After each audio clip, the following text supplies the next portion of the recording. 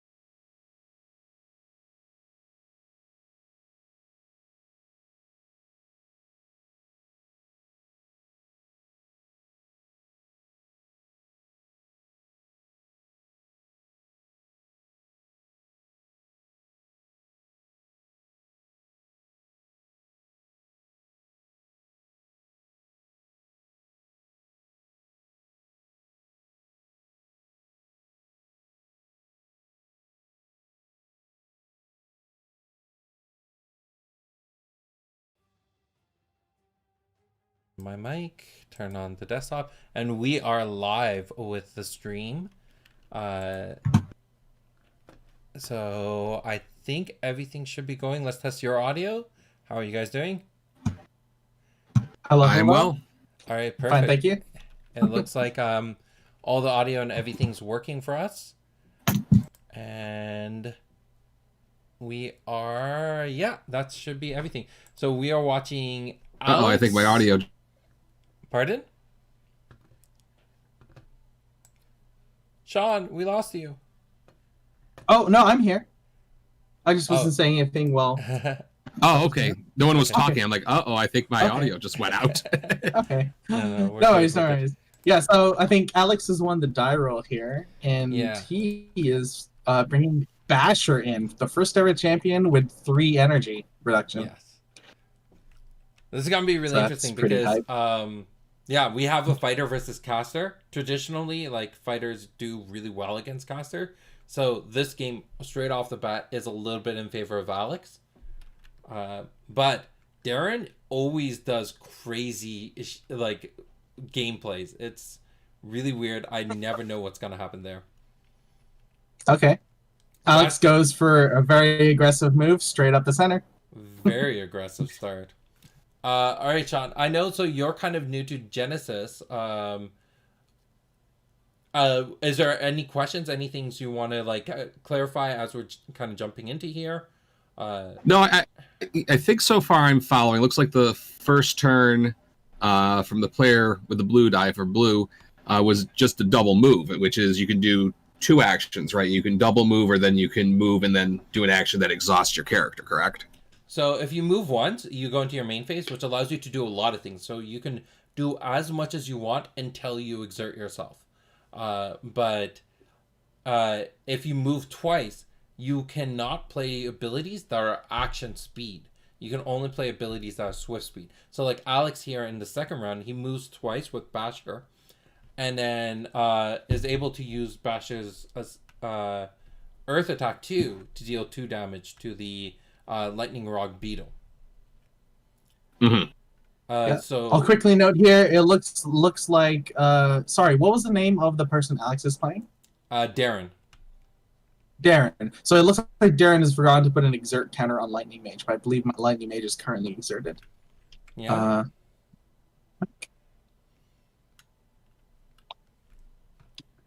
Or maybe this is second round. This is the Sorry, second it's round. kinda hard This to is tell. the second round. Okay. Okay, then yeah, I guess Lightning Mage is still technically. So Alex went for another. We got another new card here, Midwarp from Alex. So it's 2 damage to target in Midwarp's awareness, and then you may move to a spot adjacent to them. Yeah. Super great card when it comes to both being of offensive and defensive. Like, the 2 damage is good. It's not a whole lot, but it's a decent amount. but the warp mechanic is just really, really solid. Yeah, and that awareness on mid warp, forward, left, and right, like fantastic reactive play. Fantastic. Mm-hmm. So yeah, it looks like I think Alex dodged the attack from the Lightning Rod Beetle. Which could have been Yep. devastating because the Lightning Rod Beetle does have Electric Brand here. So Electric Brand, what it does is, if a Lightning Rod Beetle does damage to a champion, or to anything, they gain electric weakness until the end of round, meaning that all electric damage dealt to them does an additional 1 damage. So the fact that Lightning Mage is built in doing electric damage, it's definitely devastating there. It seems like a wombo combo there. Stacking up your damage as best as you can. Yeah. So I wonder if this means. Oh, sorry. Go ahead. No, you can go. Oh no. So I wonder if this means that Darren has gone with a more summon heavy then for the Lightning Mage, like all the electric summons, or maybe just a whole bunch of electric stuff and then OD Lightning Beetles as their only summon. Like either ways, who knows? Well, that's the interesting thing about this game, because you can fill your whole deck with one summon if you really wanted to. Yeah. Mm. Or if there's Also, one something another. I was gonna say, if there's one summon that optimizes your strategy the most, then that could be your only summon in your deck, and you just run a whole bunch of them. But yeah. I think that's what's going to give Darren an advantage here, because without having a decent amount of summons, caster won't be able to deal with Basher very easily. Mm. 2 other new cards from Alex. We've got Polyrat and Muscle Weakness.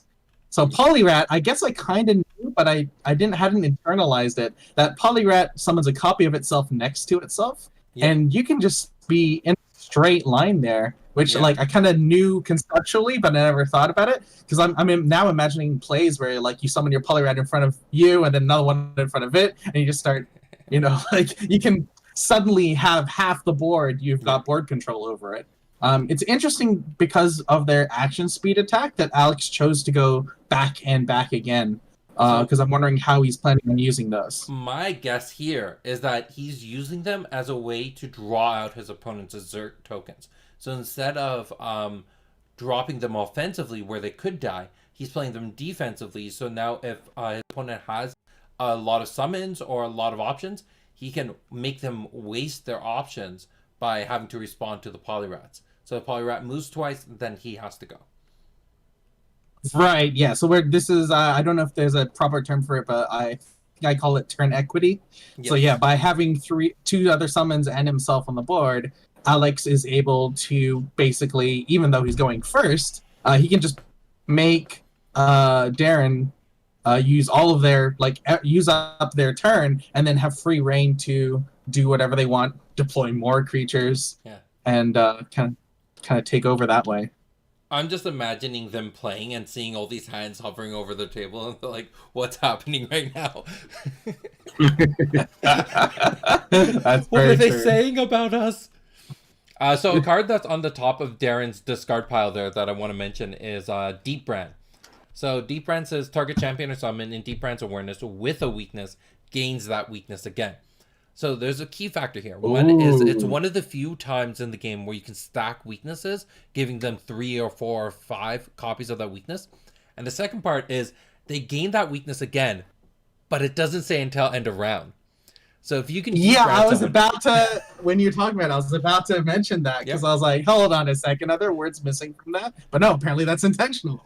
It wasn't intentional, and then we decided to keep it this way. I really like that. It provides an interesting way to capitalize on a temporary effect and convert it into a permanent effect, but it's costing a card. Like, that's very a reasonable exchange. Not just costing a card, action speed, 10 aura, and its awareness is good, but not ideal, right?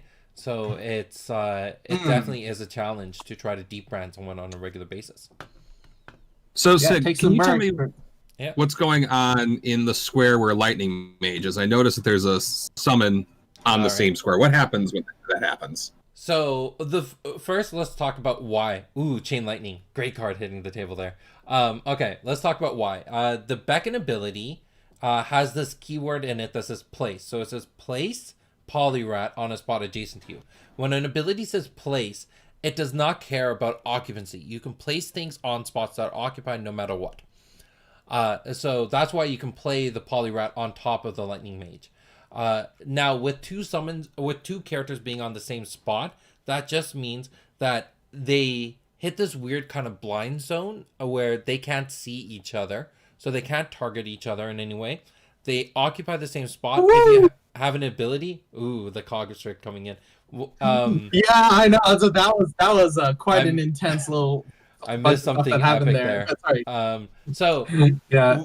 with those two characters on the same spot, if an ability then goes to target something on that spot, they have to choose which of the two targets. They don't get to hit both.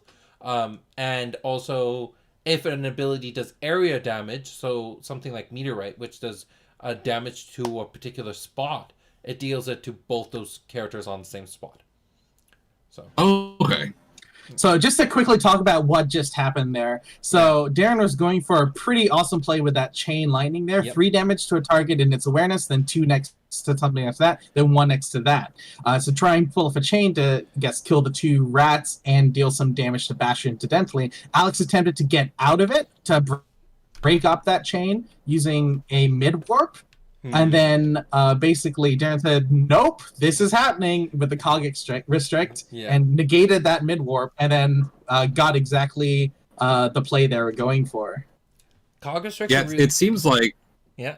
it seems like the Polyrats would be weak to something like Chain Lightning since they have to be summoned adjacent to each other. Yeah. Or beckoned rather. Yes, exactly. And their action speed means they're unable to react as well as like the swift speed things. So just to like take an assessment of the game state, Alex is probably in a better shape, I think, right now, because he's the beatdown and he's right next to Darren, and he's got Darren to almost the same aura total as him. Mm-hmm. However, Alex's health is lower, like 25% low, and that's not insignificant. No, but at the same time, like when I look at a mage versus a fighter, I can definitely feel that a fighter being at low health will be more sustainable. But a mage being at low aura, when a mage has as much aura as a fighter, they're sweating it already. Like, that's not a comfortable position to be in. And the fact that it seems like the Lightning Mage deck is a caster deck as a primary, with a summoner deck as a secondary, like summoner attribute as a secondary, meaning that it's doubly reliant on aura, making that being at low aura is very, very painful. Ooh. Yeah. Both the deck sizes are roughly the same as well. Yeah. Oh, sorry. Go ahead. The top card of Alex's discard pile, Beat Rush there. I'm hoping we'll see it sometime this tournament, but that's such a good card. Definitely one of my I've been on the receiving end. I played Alex earlier, I guess, against this deck earlier this week, and Beat Rush is quite a strong card. Double move, and then if there's something in its awareness, you get to deal 6 range damage. Range damage, getting rid of those annoying aerial creatures that everyone loves to hate. So Electrical Storm just came down. Very costly way to just get rid of the Polyrat, but I guess was necessary. 16 aura, so it's a little cheaper than Tsunami, but it's 1 chi higher. It deals 3 damage to everything in its awareness, like Tsunami. But if anything has aerial, it's dealing 6 damage to them instead. This is going to be really great to deal with those Death Companion decks. The people who love playing like 3-4 Death's Companions. This is just going to shoot them out from the sky. And of course, here comes Alex with more Polyrats. This was never a fighter deck. This is a rat deck. You dirty rat! You dirty. Alex has juked all of us. Brings out Bash. You think, okay, we're getting for a reasonable brawl. Little do we know, Polyrats everywhere. Well, that's the thing. He might be running this as a summoner first and a fighter second, which really throws their opponent off because they just don't know what they're expecting here. I'm starting to wonder, when Alex was like at the beginning of the game, which I guess choosing decks, I saw two bashers, and I assume he had just like double clicked when placing the decks down. Now I'm actually wondering if Alex has brought two Basher decks, one which is the rats, and then one we haven't seen at all. Yeah, we'll have to wait and see. Of course, I already know the answer here, but I don't want to spoil anything for Alex. In case he keeps it a secret. Very much keep that in suspense. Yeah. No, very much so. Yeah. So, we don't Sid, what happens when you run out of aura? You're reliant off of your built-in attack. So one of the big things. This is part of the reason why every champion has some sort of built-in attack. Is that if you run out of aura, you're just running around like a normal fighter. So this is why, especially when I see people build decks, I always suggest that you have some cards that use energy, because once you run out of aura, you're in a really difficult bind. All right, I think I got a question coming in from a judge question, so I gotta go answer that. For sure. Have fun. Okay, so we got a brown hair. I think the first or the second summon from Darren right here. Interesting choice. It's quick beckon, which means you can just, like get it onto the field at a moment's notice. And it's a 3-Kai, 1 attack, 1 health. Most of the time we see, obviously not quick, we see the normal summons that people are going for at the 3-Kai spot are the 2 attack and 1 health summons. They're solid, but those are not quick. So it's interesting choice here. That what's it called? That Darren has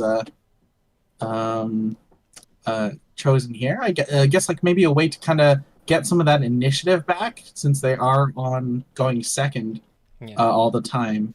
Well, just something at the end. So my knowledge here is that I know Darren, and I know every deck Darren builds has rabbits. You'll see that throughout this tournament. Any tournament you see Darren play, he's playing with a rabbit somewhere in his deck. So I think the brown hair was just like, I don't play with this rabbit enough. Let's get this rabbit into our deck. Okay, I mean, like, I think it's a really interesting card. Like, yeah, we got that lightning rod beetle coming out again. These things the beetle's back. Super useful. They so are I will say,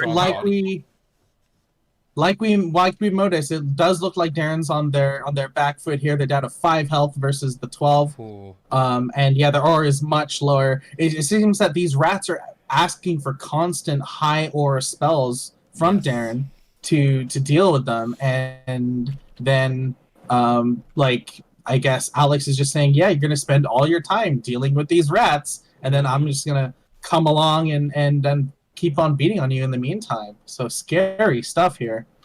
And then the electrical storm doesn't even care about their rat there. Why would they?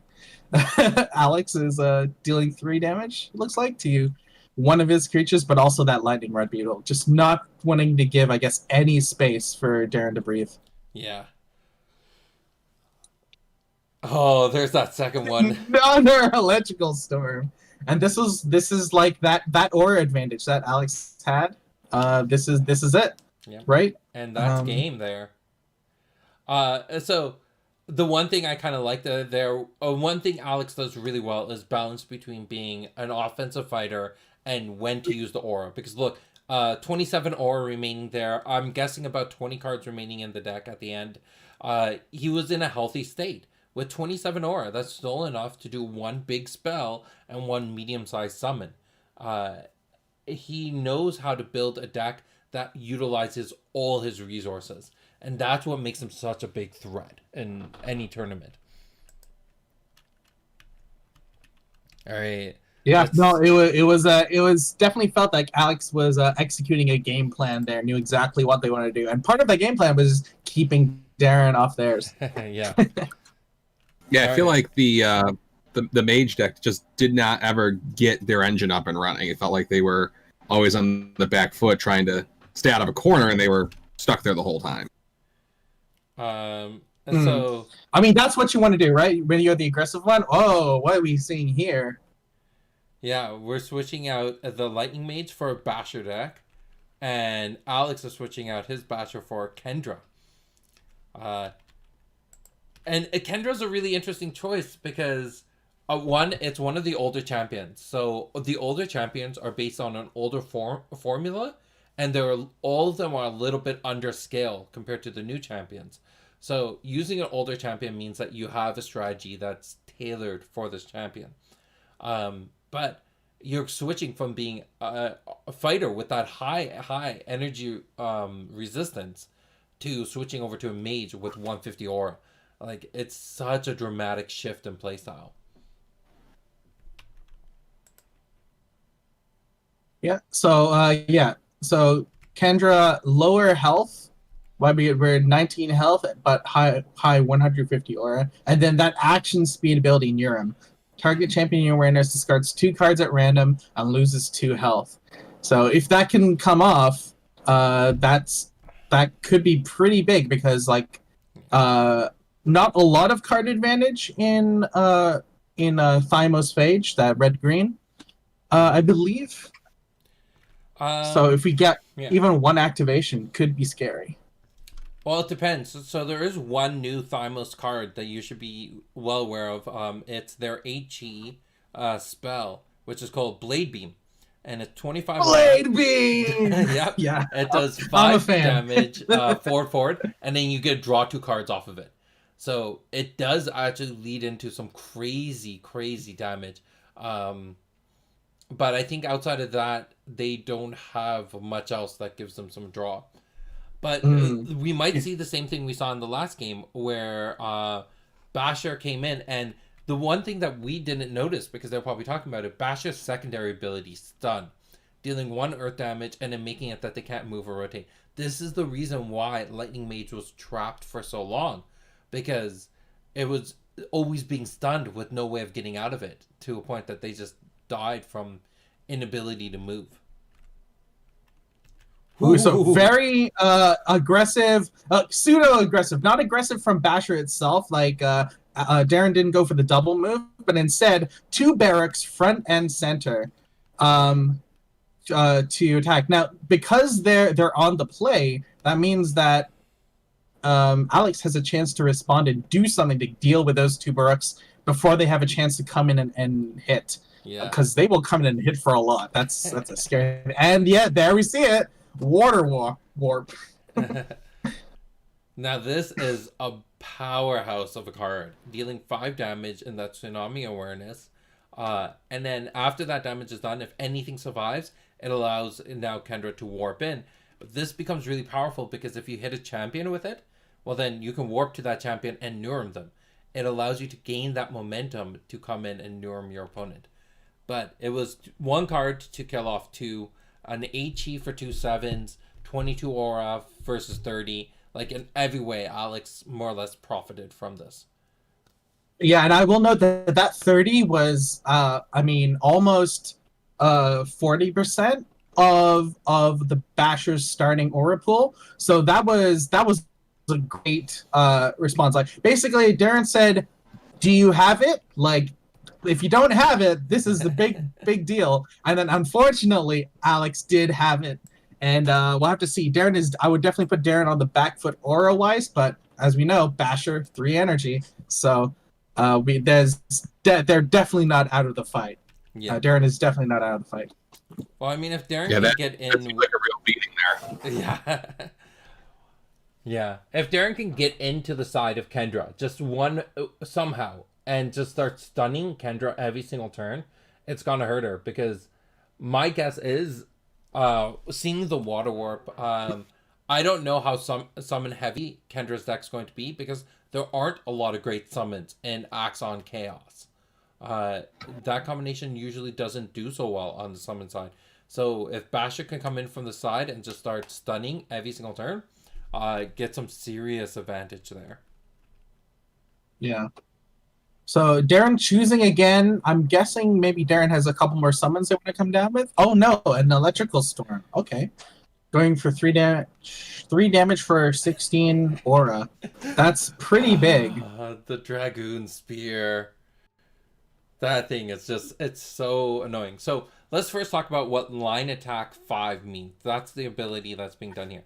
So Line Attack 5 means that's because the awareness doesn't look like it, does it? Yeah. So it starts from Kendra and it goes the one spot in front of her. From there, straight until the end of the board. So all 4 spots, including the one Basher's on, Ooh. straight to the end. Kendra picks any unit within those 4 spots and deals 5 damage to them. Yikes. So that's what that line means. It's going to be a new keyword that's going to be coming out in a feature set called Line of Sight. And the ability will read, you deal 5 damage to a target in Dragoon Spear's line of sight. And then it triggers into a negate. So if a champion is dealt damage by Dragoon Spear, then negate the ability they're playing. So that's what happened to the Electrical Storm. Basher got hit for 5, and the Electrical Storm went away. I would not want to be Darren right now. This is feels bad. But as we mentioned, like Basher's got that 3 energy reduction. I expect to see a lot of energy spending techniques from Basher. Like they are definitely not out of it in terms of damage output, and 4 cards in hand still. Yeah, but and by the way, for that line attack, sorry, go ahead. But isn't this a dangerous spot for Basher to be, because Kendra can make them discard the 2 cards, right? All right, so Darren is on the play, right? So they should always be able to. I'm gonna have to pause the commentating for a few seconds because I gotta jump into one of the voice chats. Okay. So we'll be right back.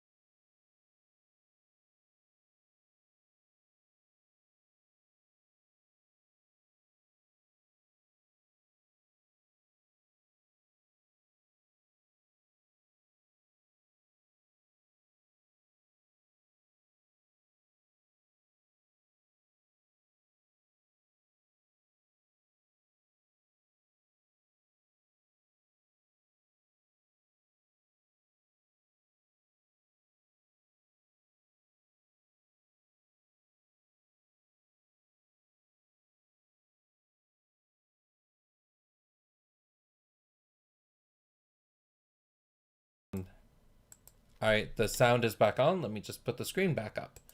There we go. We got the game back up. Ooh, a lot of cool. things So we happening. had so we saw Basher going for a mid warp, and then Alex Kendra responding with a gravitational pull. And then I don't know, more stuff is happening, all in response. Gravitational pull, when someone leaves that spot, a trigger goes onto the stack, which will force the player to go back onto the spot. So before that trigger resolves, they can do a bunch of craziness to capitalize off of being on a new spot. But at the end of the round, they're going to go back there. We also saw 1-2 punch, which does 2 damage. If that damage is successful, then you get to grab a left hook or right hook, from your subconscious and bring it into your hand. And then right hook does 1 damage and then fatigues them for 3, meaning that they have to pay 3 energy. So yeah, Basher did a lot of bashing. Yeah. Really great stuff. Yeah, gravitational pull. I can actually see that as being. I mean, Alex would have had to reveal the deck first, so this definitely wasn't a reactive decision. But gravitational pull just has a great sideboard card against the like Basher style. Sorry, what did we call brawler champions? The fighters. I think. Fighters. Yeah. Just because, stay far away from me and stay over there. And if they don't have a lot of summons, like. Dealing 2 damage to the spot you are in is not easy. Mm-hmm. Usually you'd have a summon come and help you out. Well, that's the thing. Since a gravitational pull is a trigger, it means that you can move off of it, put the trigger onto the stack, in response to the trigger, attack the gravitational pull yourself. And then that would fizzle the trigger. That. Yeah. Totally missed that. That's a great thing to notice. So there is a lot of pros and cons when it comes to traps.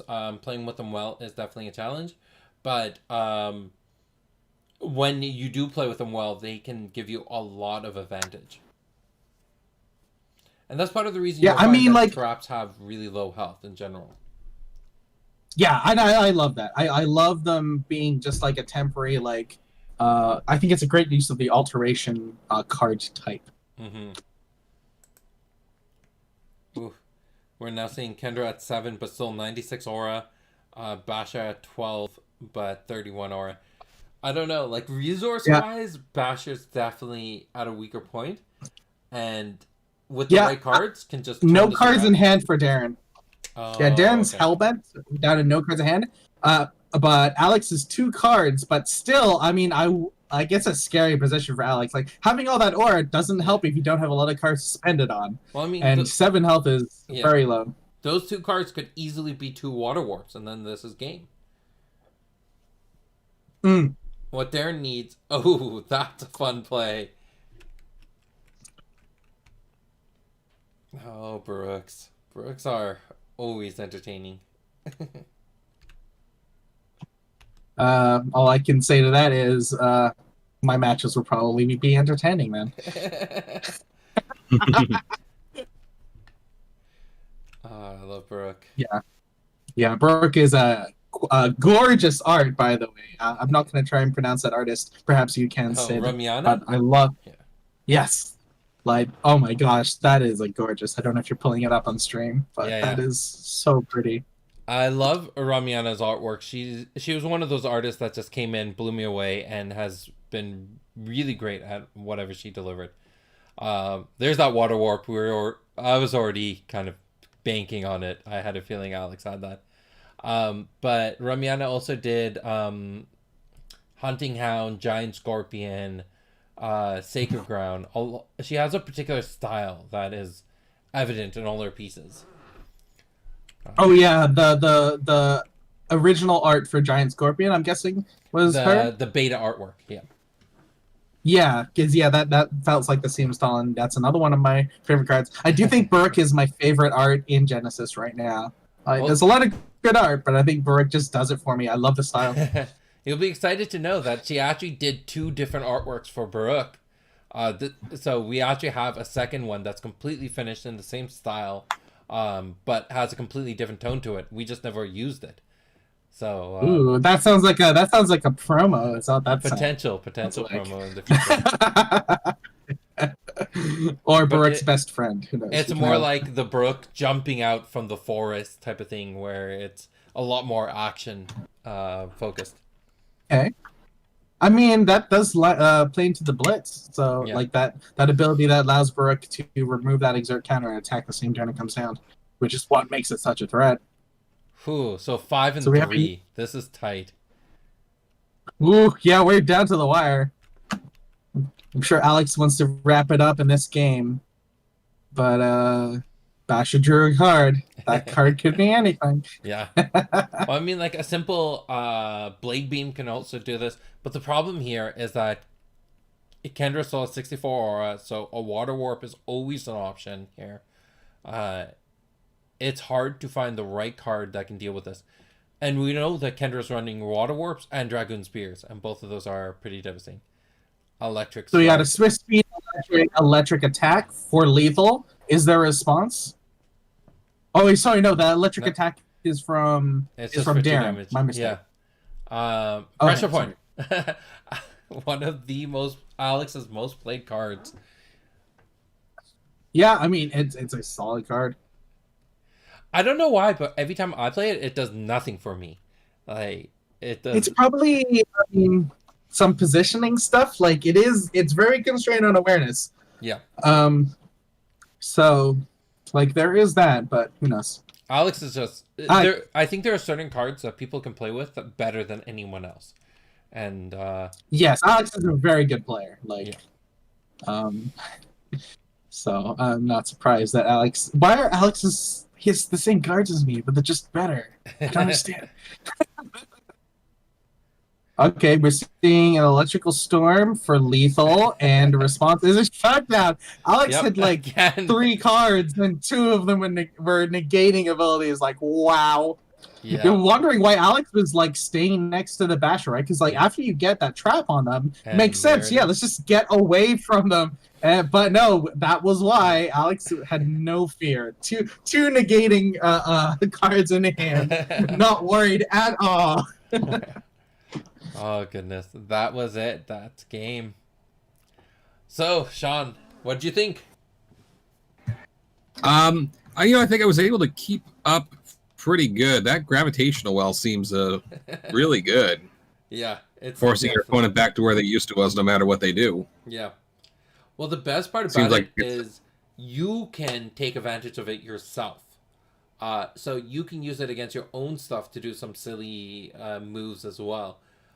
So, for example, who's a good summon for this? I've had moments where I stepped off of it as an archer. I'd step off of it, start shooting my opponent for a bunch, and then be teleported back onto it to regain my distance from my opponent. So I step off of it to get a little Yeah, bit I closer. thought that might be Yeah. a good card to use on yourself to run away when you don't Yeah. want to be near somebody. Hey, Alex and Darren. How's it Hello. going? It was good. Definitely some. We had a few tech issues, but we did it. We've just fixed it ourselves. Okay. Well, we were Uh, watching the entire thing. It was definitely good games. Yeah, great match. It was very intense at the end there. Like we were like, why is Alex standing right in front of Basher? They've got him on the track, and it's like 2 negates in hand. 2? That's not reasonable. That's pretty rude, Alex.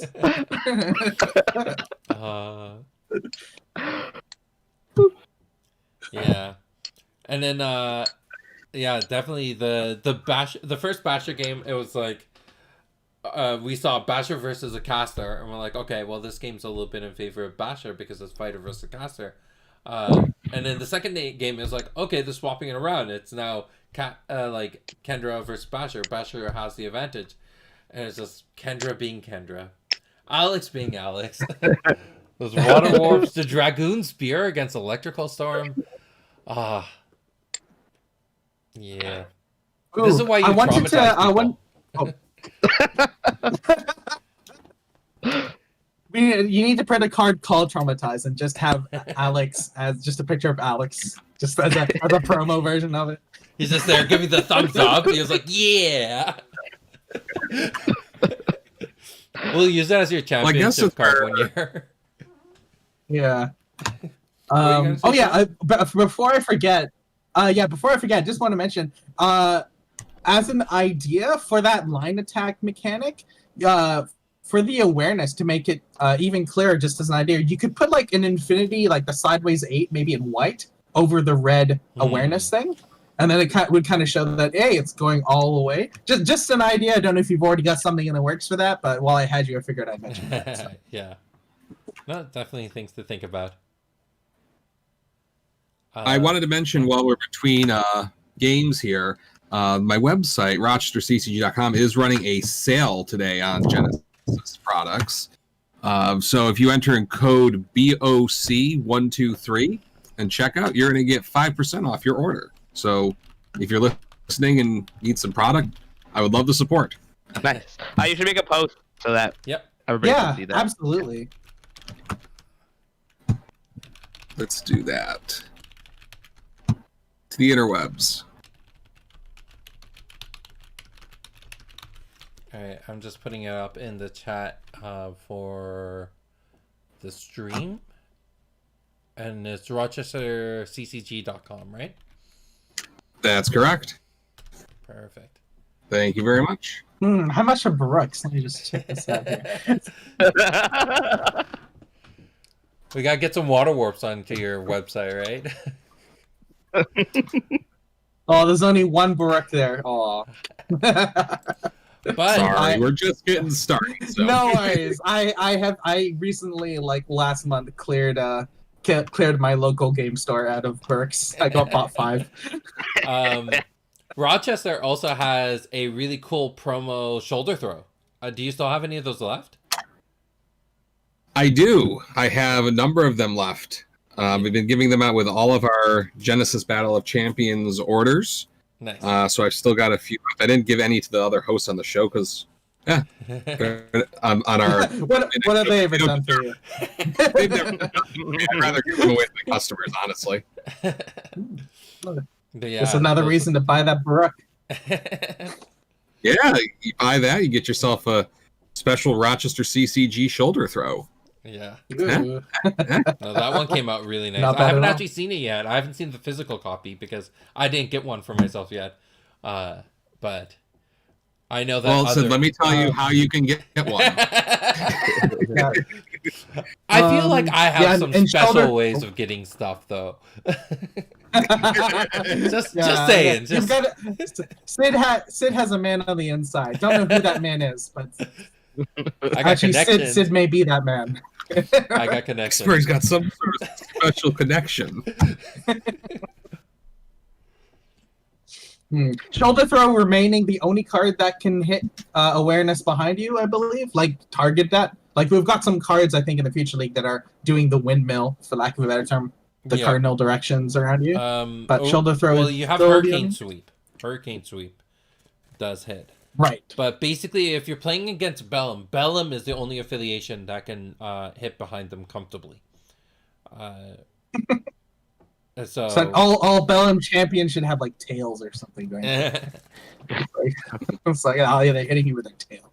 well, you combine that concept, like the fact that they have they can hit behind them, with the fact that they have peripheral vision, it just kind of combos into this idea that Bellum is really good at their senses around them, right?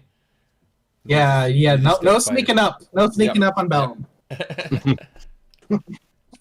Do we want to creep on one of the other games while we were waiting for the round to finish? Sure. I'm just gonna put the stream on a short break, and then we can definitely jump into some of the other chats. Yeah, I don't even remember how much time's left in the round. Probably not much at this point. All right, we got 8 minutes. Oh yeah, left. it's 3 already.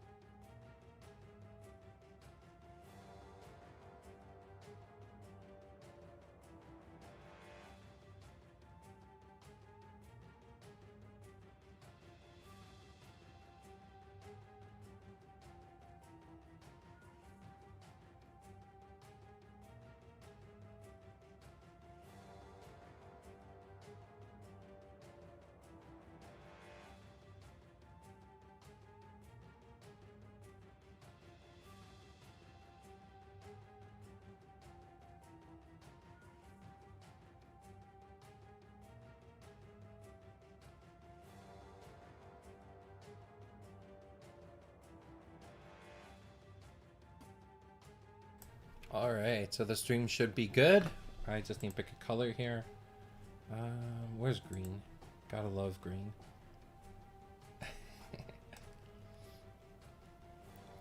This should be a very interesting matchup.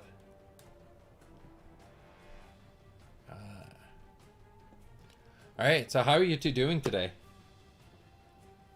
I'm doing quite well. Yeah? I definitely thought this was started an hour later. So Oh. thankfully Sean messaged me, or else I would have showed up literally an hour late. Oh, Tam's on that crazy Central time. Yeah. The rest of us are on real time. Real time. Okay, Sean. Okay. Everything happens on East Coast time, Tam. I mean, you got That Toronto, is you got fair. New York. It's pretty And intense. Rochester, so what else matters? Yes, absolutely. We finally got some snow today, so I'm happy about that. Oh, that's exciting. Yeah. We got like 8 inches, so I'm happy. All right. So sitting on the with the yellow player, so closer to the artwork of Genesis and everything, we got Steven there. Mhm. So Steven's been playing for a while. He started maybe back in 2019 is when I met him, and he got into the game. I know he competed in the championship. He's been playing in a lot of tournaments. He's played in all of our digital tournaments. So he has some good experience behind there.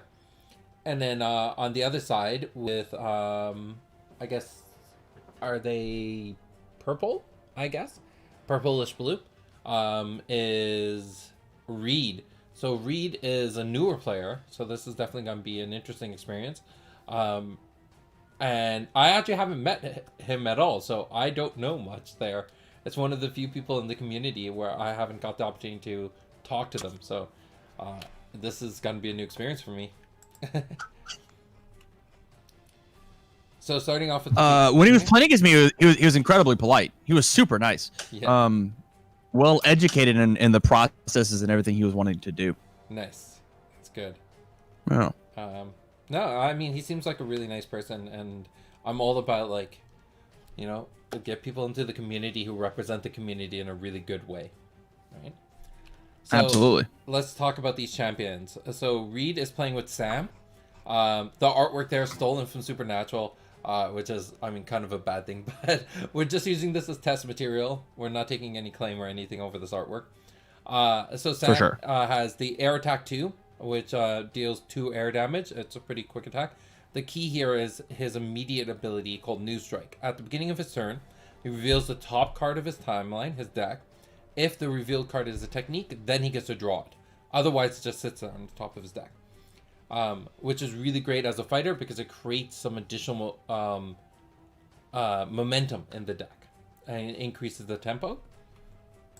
And then on the other side of the board, you got Swarmer, one of the most popular summoners in the game.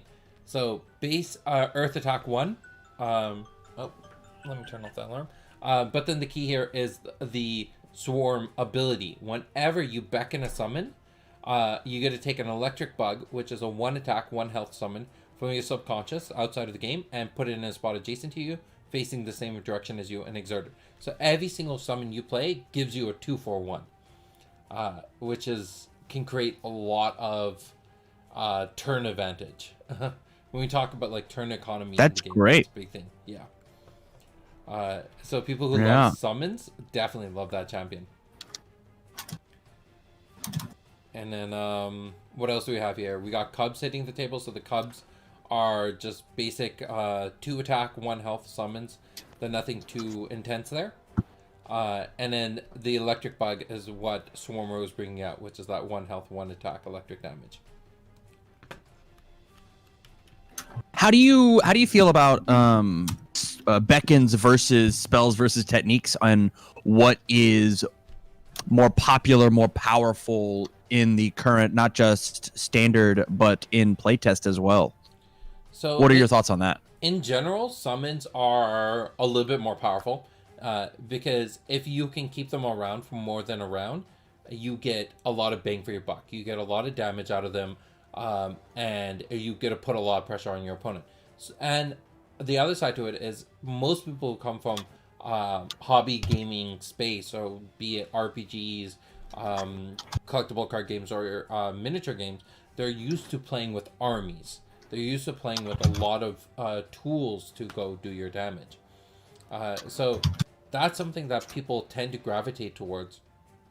I find that the people who do really well with them are people who know how to keep their summons alive for a long period of time. If you are the type of person who plays a summon and it dies really quickly afterwards, you're going to be in a difficult bind no matter what. Personally, I like techniques. I like being a fighter. I was the type of person when I played an RPG, I ran in as a barbarian in the middle of combat and be like, I just want to kill things. So, I love that. I love that. yeah, that was my style. And that's why, like, one of my favorite champions to play with is Sammy. Because keeping the tempo, being able to always be aggressive is just something I love doing. So that's where I'm at, but I think we're starting to see a bit more of a shift when it comes to players' mentalities, away from just playing summoners towards playing the fighters and the casters a little bit more. That's rad. So I was looking at your the documents when it came to how nationals went, and it looked like, and you're gonna forgive me on the names. Who's the archer? It's Raha, correct? Raha, yeah. Yes, she won with just like a big bolt shot that I'm just gonna blow your face off deck, right? Yep. And so do you think inside of Alpha Beta Welcome was more of a summoner's game, or do you think Raha was just the outlier there?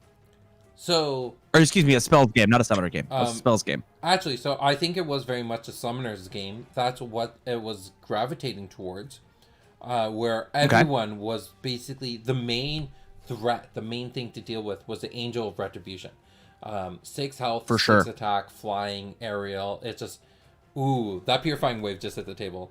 It Yeah. kills all summons, like just wipes out this entire board.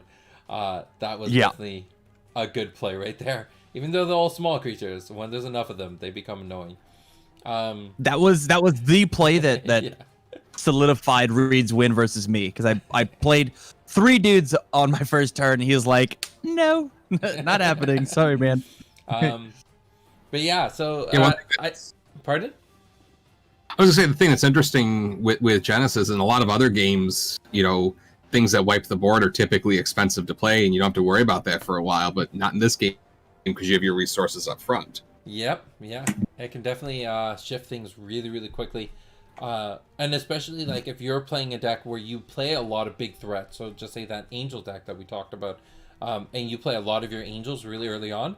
Well, then your opponent drops a Purifying Wave, and you're just shaking your head. There's nothing you can do about it. And the other big issue Right. is, unlike in other games where usually resources are replenished easily, or they're not super difficult to come by. In Genesis, once you spend 30 or 25 aura on a creature, you don't get that back, and it's just gone. True. So it makes it even more painful when you run out of resources. So what happened in the championship? Most people were afraid of the Angel, and you saw a lot of Angel decks in the top, upper tier.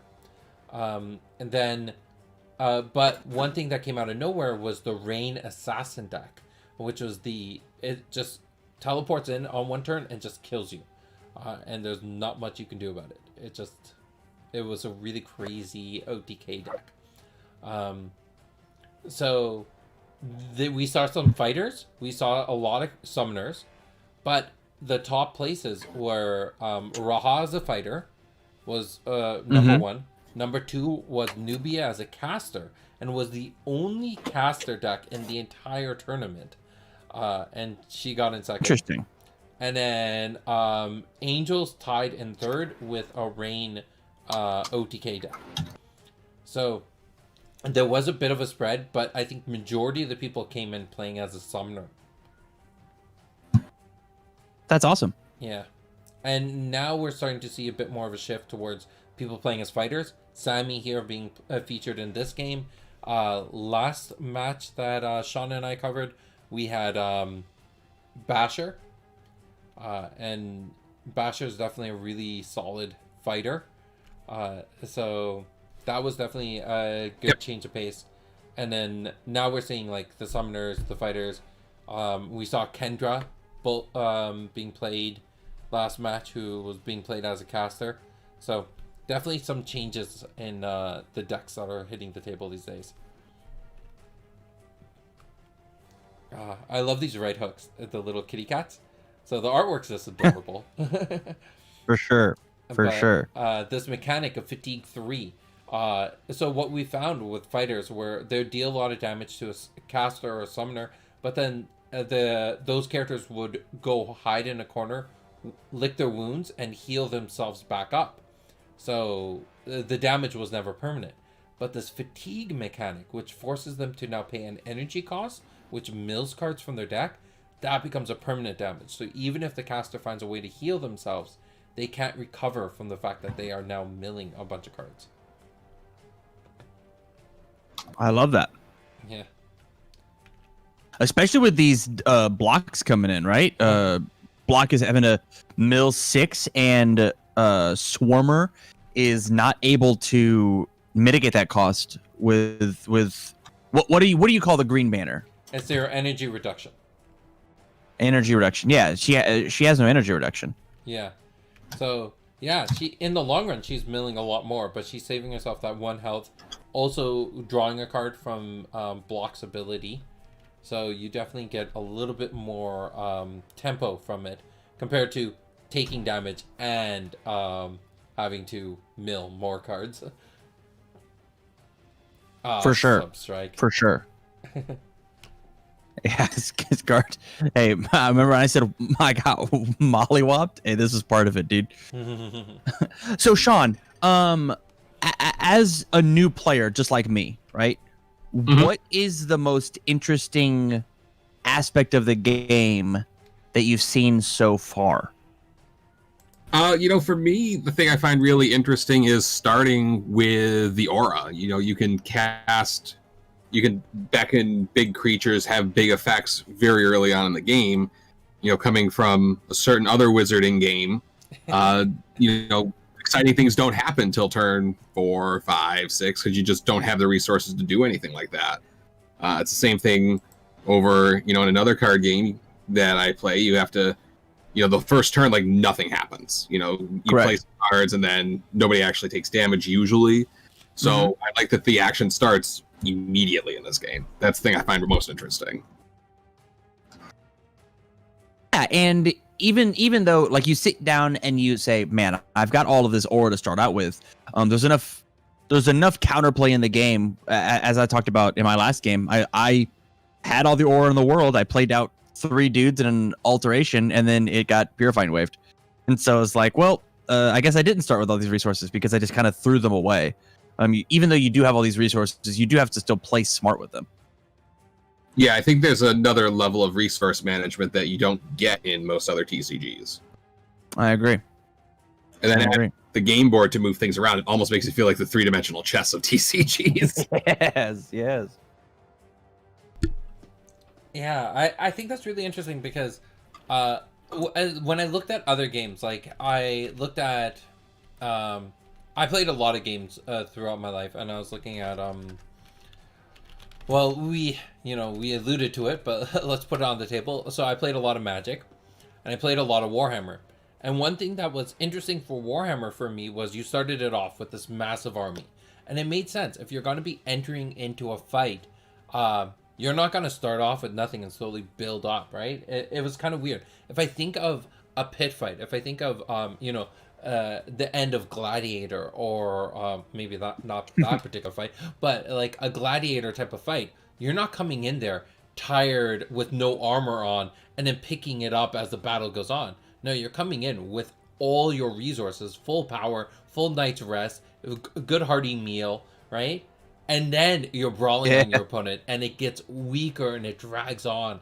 So like, I know a lot of games where me and my opponent were both mages, and beginning of the games we're throwing lightning strikes and fireballs and all these epic like meteorites are hitting the table, and the end of the game we're just like slapping each other. Like, all right, I hit you for 1, I hit you for 1.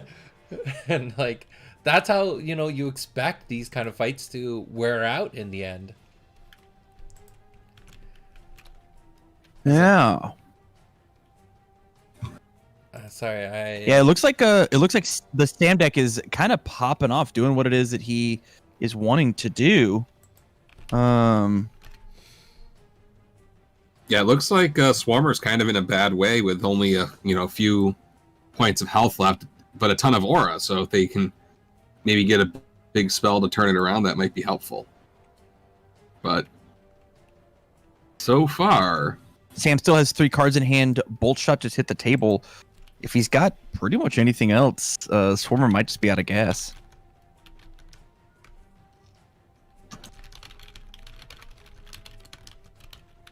And there's the last 2 if there's nothing we can do about it. Bullshot's just such a good card. If you're not It like, it just solves so many issues for fighters. And there we have it. All right. Sam wins game 1. Nice. Yeah. It's interesting because normally a fighter struggles a lot against summoners because you have so many targets to deal with, so many so many things that slow you down from getting to your opponent that a fighter just is in pain trying to get there. But Sam, though, I think the one thing that really helped was that early game Purifying Wave, where waiting for that right moment, waiting for the board to kind of come out, and then just wiping everything out. So it looks like Sam's staying on the table, but Swarmer's being replaced by Basher. we saw Basher a couple times in the first round. Yeah. Basher, the missing dwarf. So, the 8th dwarf. Having the Earth Attack 2, really great, but it's the stun effect that you really got to watch out for. Dealing 1 damage, so it's very, very minimal, but if that damage is dealt, then they can't move or rotate. Actually, they can't move or rotate even if the damage is prevented. They're stunned no matter what. And that's really key here. If Basher can get to your side and just keep on stunning you every single round, eventually you're just stuck there. There's nothing you can do about it. I love that. Do you like the switch to Basher from Swarmer? Do you think the Purifying Wave was just threatening enough to make the change? I think more than anything, I think it's about the confidence in the deck. You played the first matchup. Okay. It didn't go well, and we don't know the entirety of that deck, but we could assume that it worked pretty close to the way they expected it to work. Maybe it was missing some big creatures here and there, but it more or less came out the way they expected it to work. And since it did that and it still didn't come out with the win, then the confidence in the deck is definitely shot, and you don't know if you're going to succeed in the next game. At least here, changing it up, you change that variable. You get to try again. That is fair. Yeah. New strategy, new idea. Yeah. Looks like with Sam getting to go second, he kind of gets to put himself in an advantageous position to maybe drop his hand, which he has gotten to draw 2 extra cards every turn because of his one of those we saw was immediate the ability. 1-2 punch. Yeah, that's a lot of cards in hand. 4, 5, Yeah. 6, 7, 8, 9. Oh. Yeah. I think as a fighter, Sam is a lot more forgiving, but Basher can, do what he does. He bashes. The 3 energy reduction allows him to be really reckless with some really powerful cards. Like Defend here, it's now paying 3 energy instead of that full 6. And that's a big difference. For sure. And defending the 1-2 punch, saying that you can't pick up the right hook from your subconscious, he basically, Sam was looking for a 2-for-1, and Basher just said, no, not happening. Now, 1-2 punch also has a trigger that if the damage doesn't deal, so if someone is dealt damage, then you get the right hook. Otherwise, you draw a card. So you still get to draw the card. But it's a variable at that point. You don't know what you're getting. Or at least with the right hook, you know what you're going to be getting.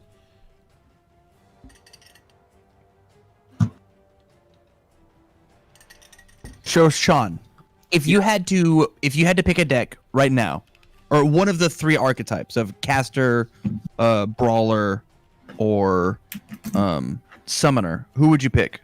What looks interesting to you?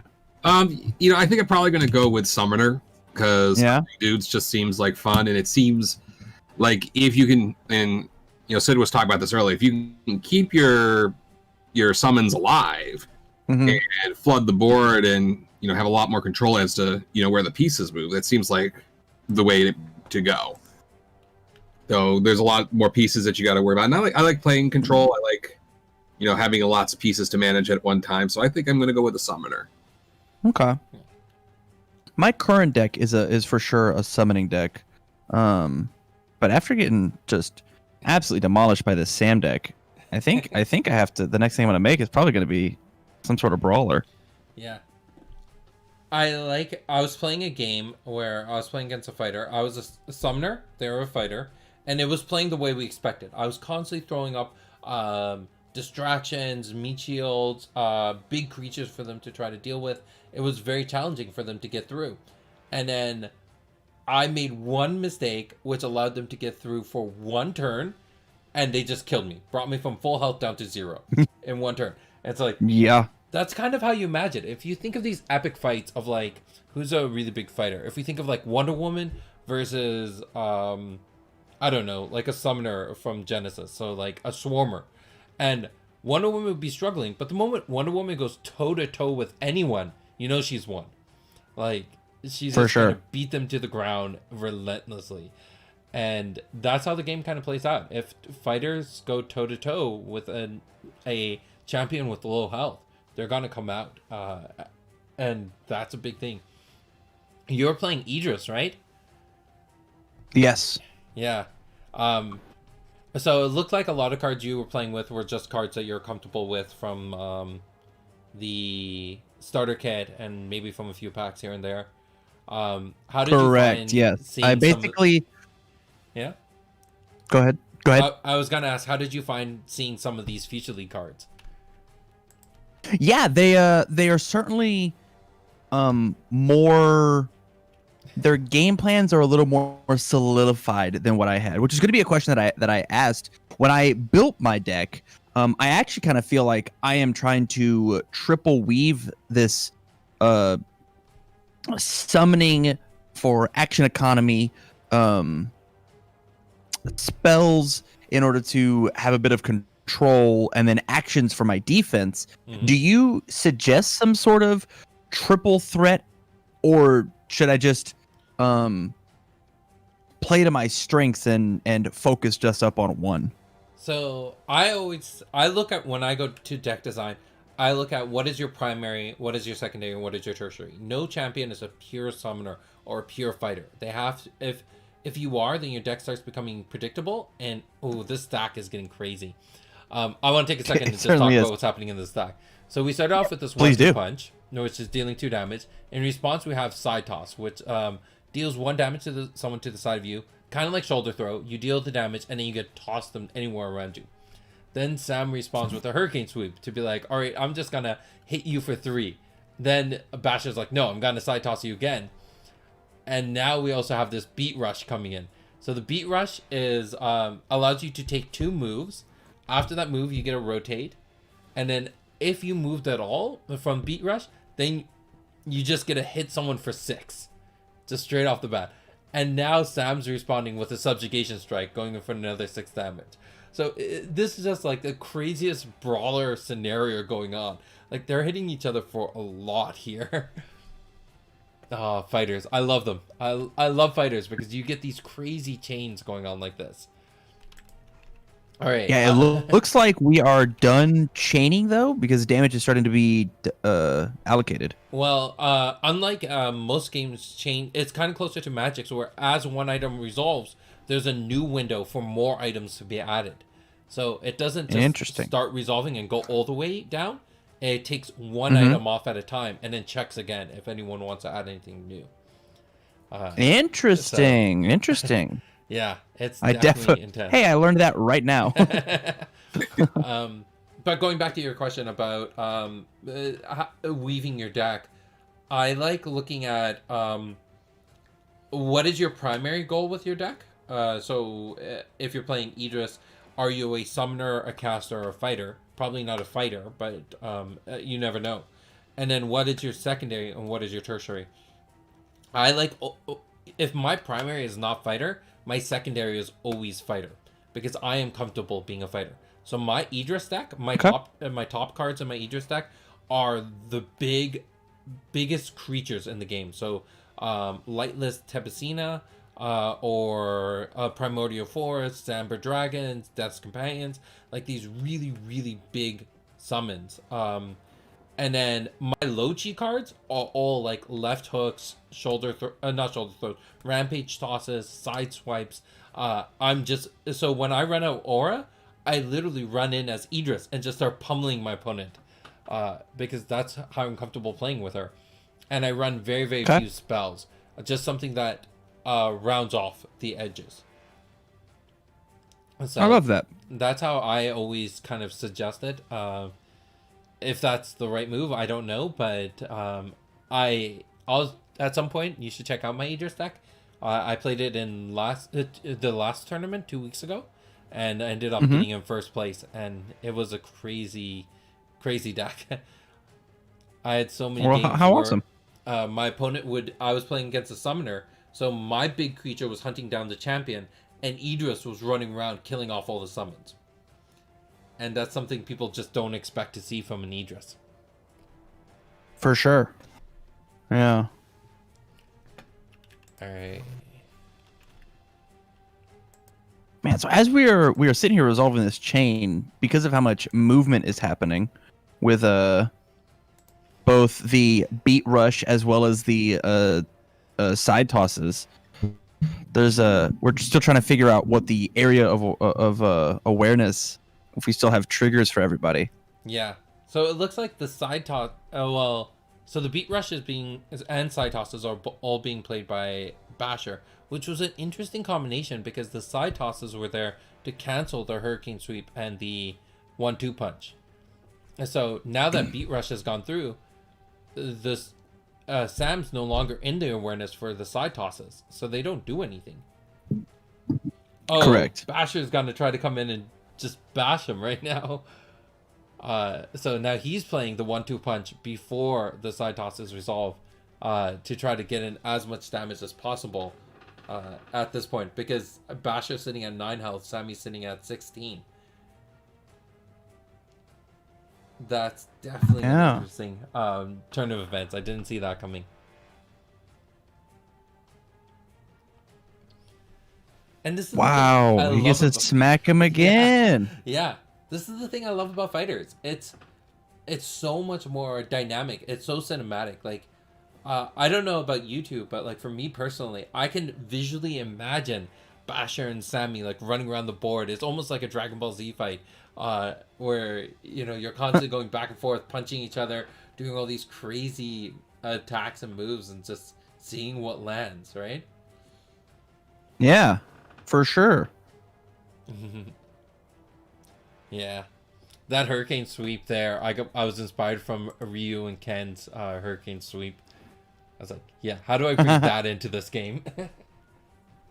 That is I love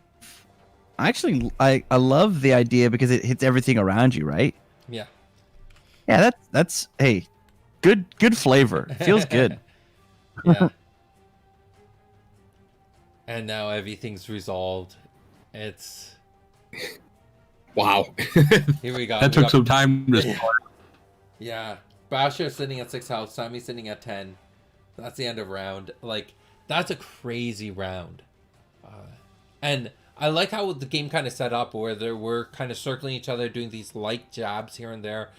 Even though you can play your biggest things on turn 1, you saw here that they didn't. They spent some time sizing up their opponent.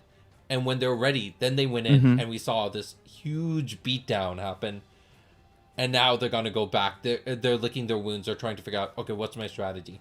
How do I change things up for the next move, right? For sure, for sure. And one of the big things, Sean, and you know, in every card game, hand quality is what matters here. So I kind of feel like even through that exchange, we kind of see that Sammy is in the better position, has more health, has twice as many cards as Basher. What do you go ahead? Yeah, they got 6 cards to 3. But, you know, with that being said, there's only 48 aura left Yeah. to use with those 6 cards. You can find yourself out of aura pretty quickly. Both fighters have roughly the same amount of cards in their timeline, and so their energy costs are going to be roughly the same. Deck out is not going to happen. Threat of deck out is not here. Yeah, it does not seem likely at this point. Yeah, It doesn't seem like that's the way these decks are built. Yeah, you're really just gonna see, because even things like the right hook, which normally would force your opponent to mill, both of these champions have the reduction, so they're not milling as much. All right, let's talk about Sudden Flight here. Interesting. It has the same awareness as Hurricane Sweep, dealing 1 dark damage to everything. But everything that's dealt damage by Sudden Flight gains decay, and decay means that at the end of the round, they lose 1 health. But the cool thing here is decay's this is the first time where you have something that can give decay to a champion. So Sudden Plague would have caused Sammy to start decaying away, but Sammy's just gonna jump out of it. So we got that quick leap, allowing him to move 2 spots away, gaining some distance on Basher, and ooh. So I'm assuming what happened there is Quick Leap was played. In response, Basher was going to play the stun effect that's built in to try to stop Sammy from moving at all. But now Sammy's going to jump to this, do this high jump, gaining aerial, meaning that Sammy can't be targeted by by attacks. But Basher here, the stun ability is not an attack. It's just stun.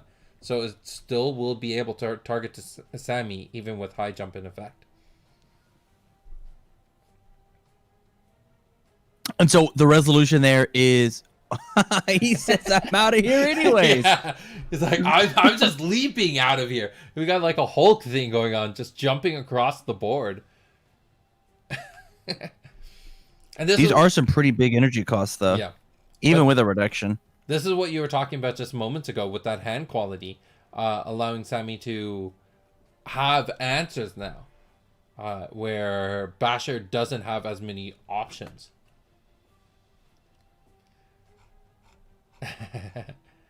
Look at that leap. And then now we'll get the second leap, which will land him just nearby where Basher started the game. But this will allow Sammy to sneak up right behind Basher and to start hurting him a lot. Yeah, absolutely. Yeah, because Sammy hasn't even taken his turn yet. Yeah. Which could be potentially draw an additional technique, sneak in behind him, and how many Swifts we can play.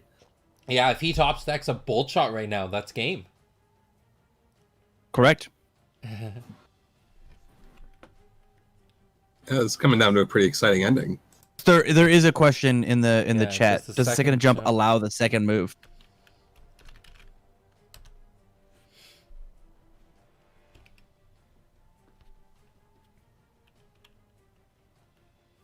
Yeah, there he goes. Move and then a rotate. Love that. Love that.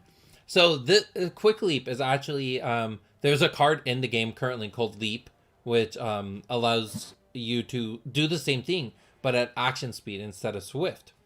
And I was thinking, how would this card function in a swift speed? So Quick Leap there is a playtest card to see would this card be more playable, more feasible as a swift. And I'm really loving it. Like, it allows you to do some really crazy moves like this, giving fighters a lot of evasion, but also allowing them to be really, really aggressive. So we got that 1-2 punch.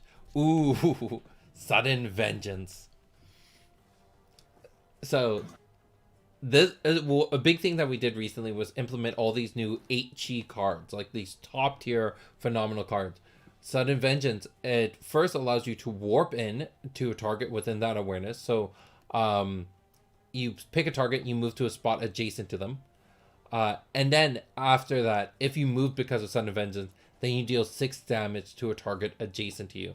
So Sammy can move, stay where he is, or move to any of the 2 spots in front or behind Basher, and then just hit Basher for 6. So it's telling you to move, so you can move to the same spot you exist in.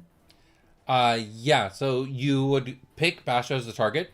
You look at the spots that are adjacent to him, and since this is the spot you're in, you just move there.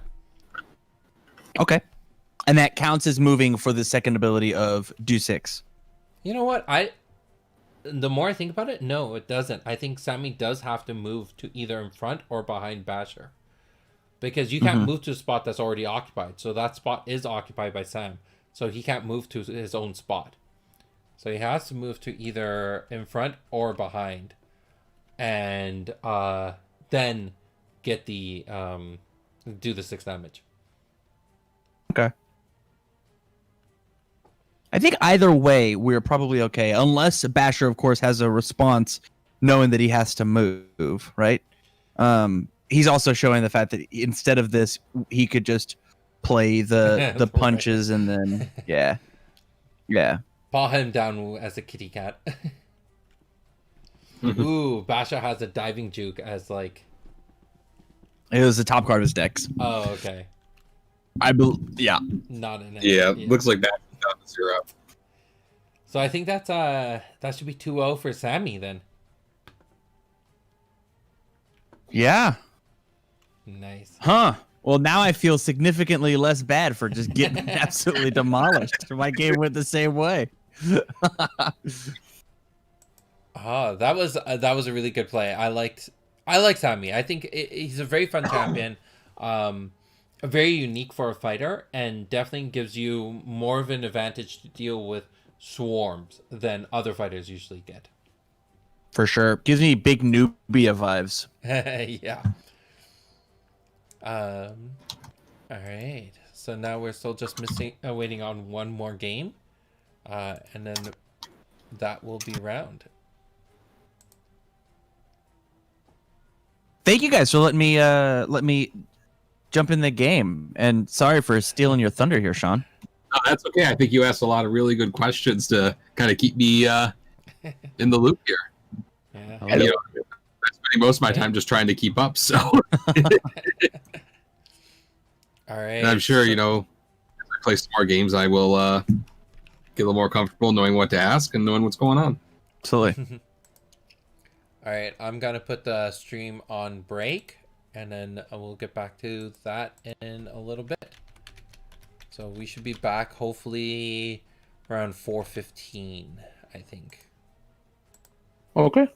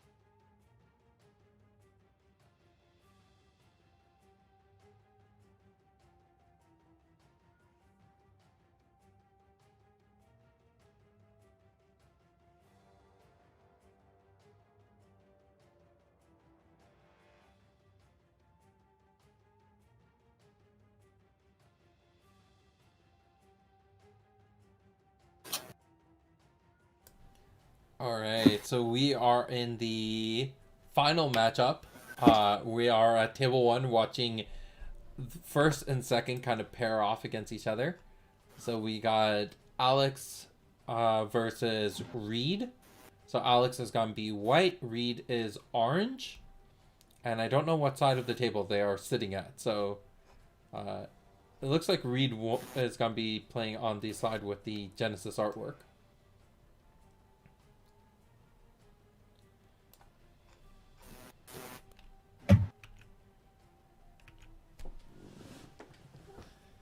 So, Sid, what are we playing for again today? So first place is going In to be this championship round. walking away with a booster box of beta. Second place is getting 6 booster packs, and third place is getting 3 booster packs. And everyone who's participated is going to be getting a promo Stone Protector of Nye, which was the Future League promo from December. So a lot of stuff happening there. Very nice. All right, so it does look like Reed is leading with his Sammy deck that we've seen a lot of great impact with, and then we actually saw this Basher deck. This we watched Alex play in the first round.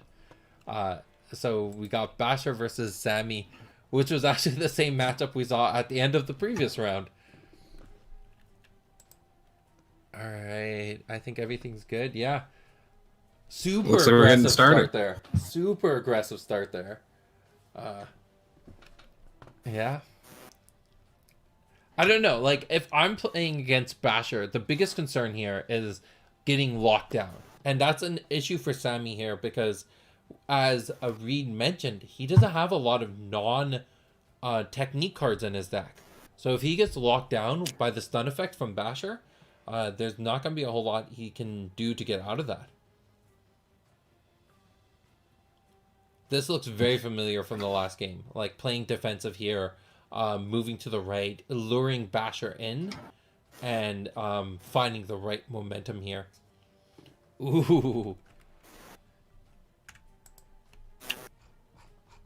So that beat rush is gonna. So Early beat rush game. allows Basher to move and then deal 6 damage, right? Yes, move twice and then get 6. So this will Move allow twice and then Basher- rotate. Yeah. So moving into the side right there and swinging in for the 6.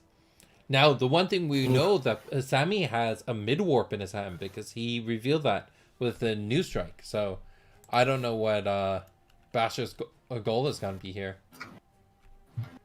The stun effect, I guess?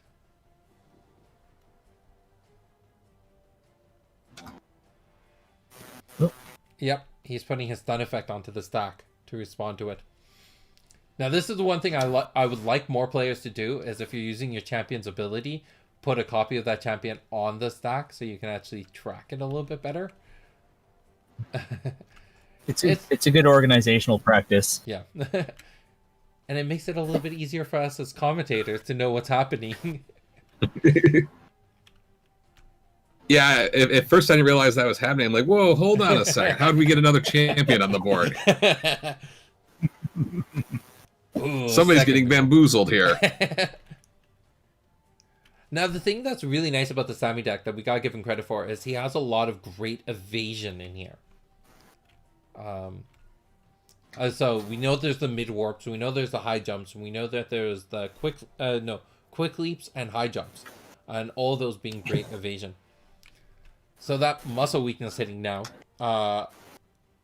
If Sammy decides to leave the spot, he cannot play abilities for the rest of the round. Basically, he's just locked down for the rest of this round. But if he stays where he is, he's taking 7 damage. So, I don't know. My opinion, it's probably better to leave. Now, is he going to end up stunned no matter what? No, if he can Or- leave that spot, then Basher's stun effect will be removed from the stack, or won't successfully go through.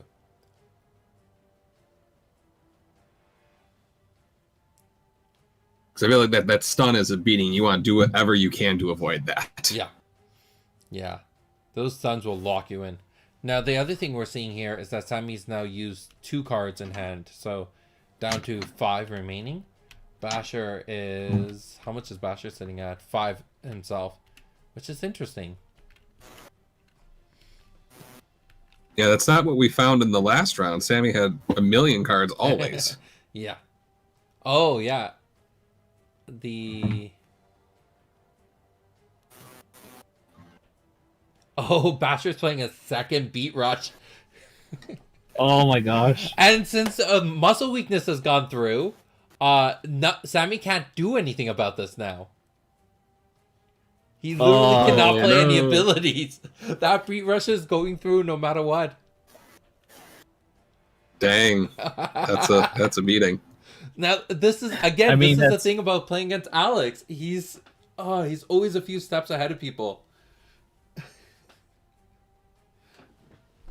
I mean, it was an 18 card investment for him just to get the 2 beat rushes off. But I mean, I think it's worth it for the damage output. Yeah, it's one of those moments you just love to see. Oh, and his first beat rush will resolve too. Will it? Because now Basher's stun is gonna go through because he's now within awareness. So the stun's gonna happen. Mid warp is going to fizzle, and the first beat rush is gonna be able to hit for 6. Oh my That's going to be gosh. for 12 then total. 13 because the stun also hits for 1. Oh my gosh, lose my over God. half your health in this exchange. Oh my goodness. That is insane. I did not see that coming at all.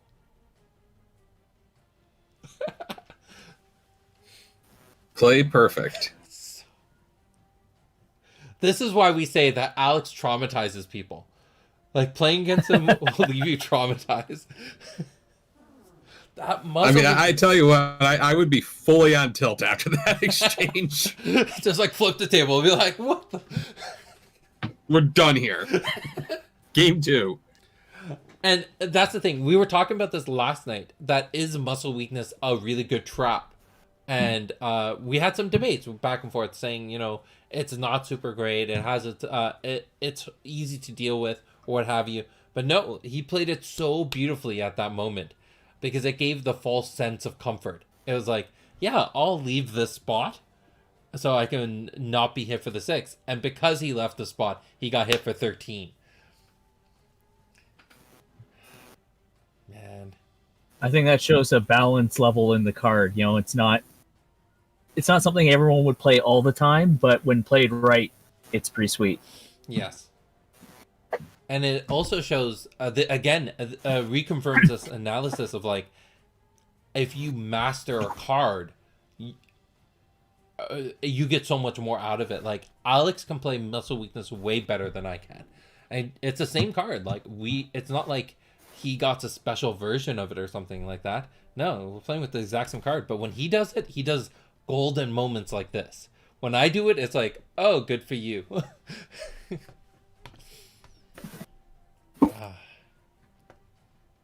Man, that was intense. Now, do you think Reed is going to switch out of Sammy for the next game? Like, after a moment like that? I think that depends on how confident he is in the Sammy deck. I mean, he may just figure he got blown out randomly just because of, a little RNG. They're just having the perfect series of cards. Yeah. It is something to shake your confidence, though. It is. That's what I'm finding. So I unfortunately am not able to participate in this tournament, so I don't know what it's... Oh, that's both Purifying Waves. Oh, yeah. And you don't know this, Brad, but we know that Alex's Basher deck has a lot of poly rats in it. Oh, I know. I faced it before in practice. Okay. Like, a lot of poly rats. So getting rid of those Purifying Waves could end up being very devastating. But, Yep. what was I going to say? Oh, I lost it. It's okay.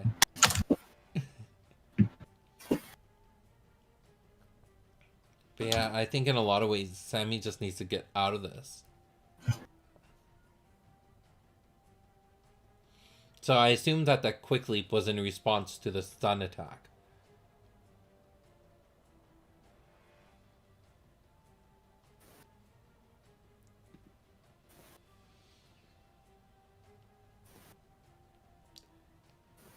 Now, we know what Alex's other deck is. He's running a Kendra deck. And that's the Water Warps and Dragoon Spears. but we don't know what Reed's other deck is. So that's going to be definitely an interesting surprise.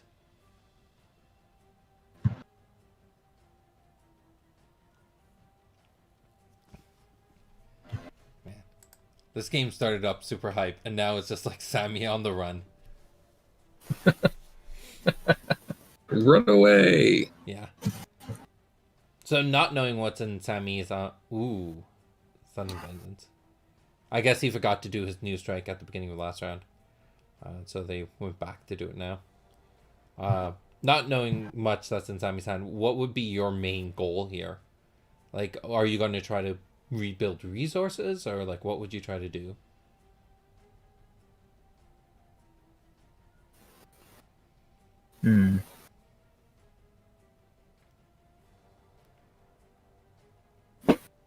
I'm not sure, to be honest. Like I've never run a Basher deck, so You got to try I mean, it at like, some point. yeah. I really love them because they're really high risk, high reward decks. Because Yeah, those are the most fun yeah. to play. Like, you could do crazy things like Alex did for the 13 damage, but on the other side, if it messes up, you're just out a lot of cards. Yeah. Ooh. I mean, given what I know about other TCGs, if I was, playing Basher, I would actually scale back and build up resources, because for the rest of the game, Sammy's on the back foot. Yeah. The onus is on Sammy to do something at this point. So we were just mentioning how much it hurts that Sammy lost those Purifying Waves, but there's that comeback. Like, that landslide, way better of an option, because it leaves that one Polyrat there alive, but at least it's hitting But Basher does for some the damage. 3. Yeah. Yeah. And he does have The a Sudden problem with- Vengeance right now. He could just teleport in and hit Basher for another 6. Mm-hmm.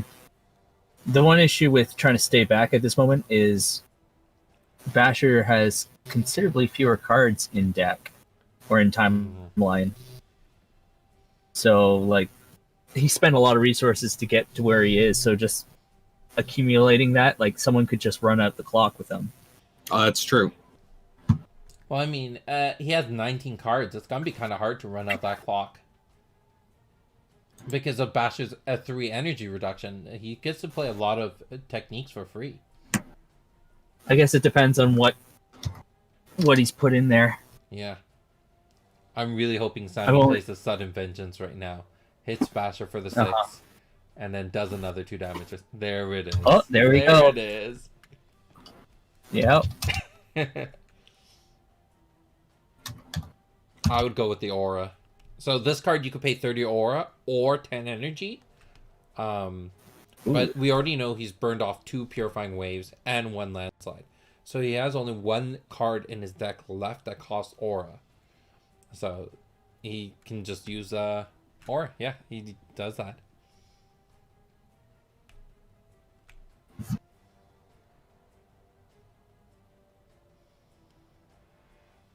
Why is he playing the high jump?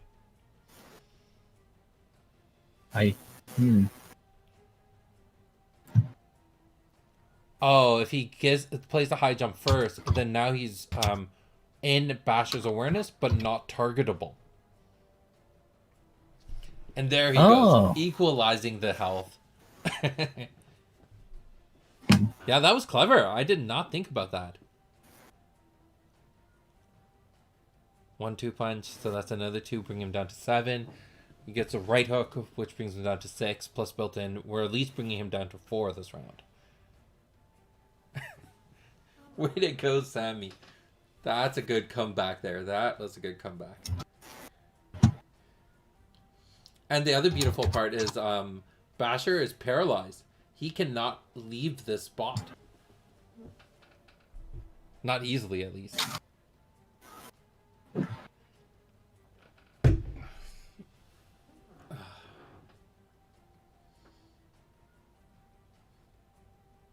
Another 1-2 punch.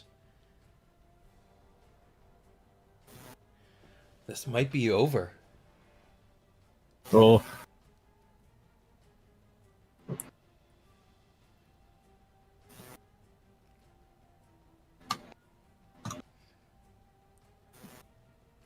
down to 3. And he still has the built-in and bolt shot. Oh! Dang. Oh! He's able to block 2 of it, so he's still taking 2. But that hurt.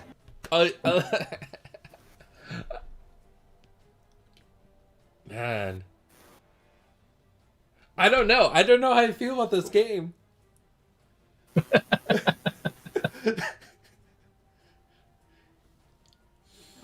Punching him with the kitty. Punching him with the kitty.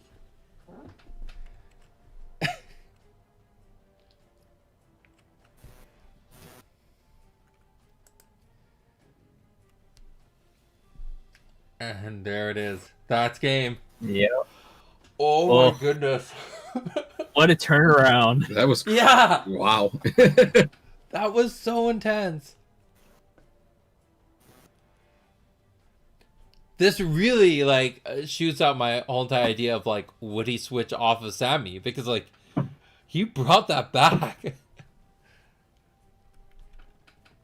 Oh my goodness. Now the question is Alex going to change away from Basher?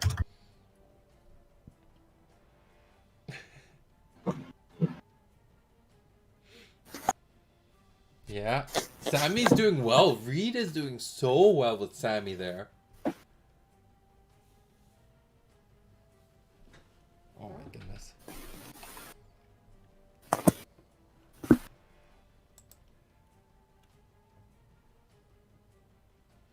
I'm gonna quickly check out Reed's deck. Oh. He's going with Kendra. Yeah. So, correct me if I'm wrong, but I'm not sure as a new player how I feel about this. Wouldn't Kendra be at a disadvantage with her discard ability, considering how many cards Sam can pick up? Yeah. If he's not building it around that, I don't think it's going to matter as much. So I think the big thing here is the cards Alex is building the Kendra deck around, which is Water Warp and Dragoon Spear, which can give Kendra a lot of control in a lot of situations. Where if Sammy comes close, she can create some distance, and when she wants to come in, she can Water Warp in. And then she also has Dragoon Spear, where she can negate attacks or negate abilities. So Sammy's doing something ridiculous, she can do that. And then the thing is, I don't know how other people feel about this, but when it comes to hand destruction, I like it when my opponent's drawing cards, because that way, at least when I go to play Nurum, I know that they'll have cards for You me have a to chance get rid of of. getting something good. They'll Yeah. have like, it's not just doing the 2 damage; it's doing more than that. So That's why I always found of the Mhm. original champions that Nubia and Kendra are just such good countering each other. Yeah. Ooh, again, that very defensive moving 2 to the right. I think, and then the other thing I think Alex is doing here with Kendra is it's a deck that he's a little bit more comfortable with, a little bit more familiar with. So going in with the more variable deck in the first game, and then going in with the more stable deck in the second game. I'm just happy to see a second person playing Kendra in the tournament. Yeah, it was actually really interesting because out of all the old original 12 champions, Kendra is the only one who's seeing an appearance in this. Well, no, Idris as well. Tam is playing Idris. But I was thinking, like, it's really interesting because you're not seeing those more traditional champions from the old batch, like Nubia. Or, actually, this may be our first tournament ever where Nubia is not in it. Huh. Yeah. So no Nubia, no Rain. Rain didn't get a lot of support. I was hoping someone would come in with Malik, because Malik got a lot of support and he is strong right now. Wow. I'm still reeling from that last game. That was crazy. I hope this one is as interesting as the last one. Yeah. Well, I'm gonna expect some pretty crazy stuff happening just because it's Alex. Alex's deck is Alex always does really crazy plays. Mm-hmm. but Reed might be someone we have to keep an eye on when it comes to future tournaments.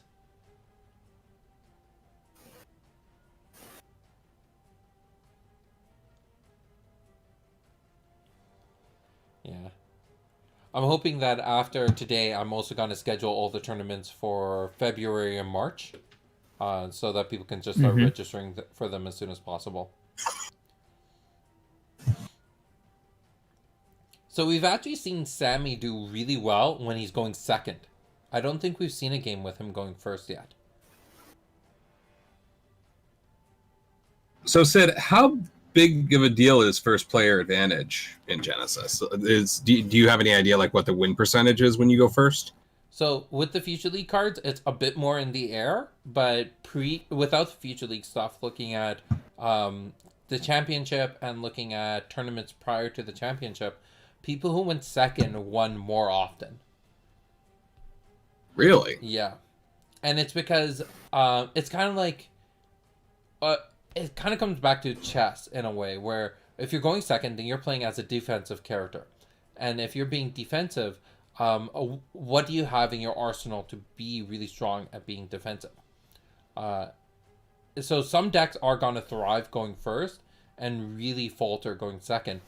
But those decks don't tend to do really well in tournaments.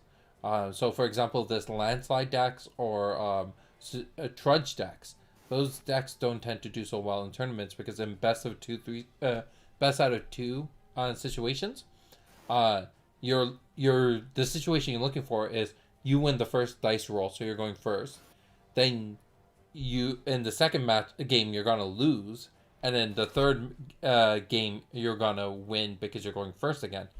And that's just way too variable. It's just not in your favor to do something like that. But if your deck can be really strong at going second, then more often than not you're gonna have the opportunity to go second. So I think the big key, if you really want to be good in tournaments, is practice going second. And if you can master that, then you're at way more of an advantage than anyone else. So, yeah, those are my thoughts there. Gotcha.